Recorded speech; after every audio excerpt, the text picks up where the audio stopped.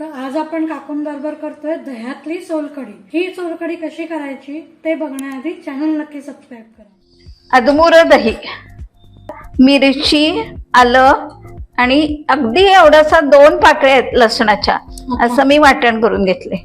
साखर, मीठ आणि कोकम आगळ।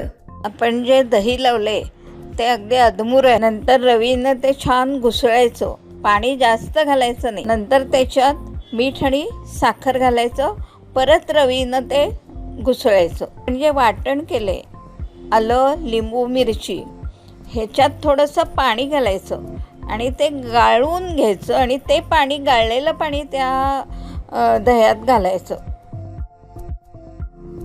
नंतर त्याच्यात कोकम आगळ असतं, आगळ किंवा मग आमसुलाचं सकाळी भिजून ठेवायचं आणि त्याचं पाणी घ्यायचं आणि ते घालायचं रंगासाठी। झाली सोलकढी तयार।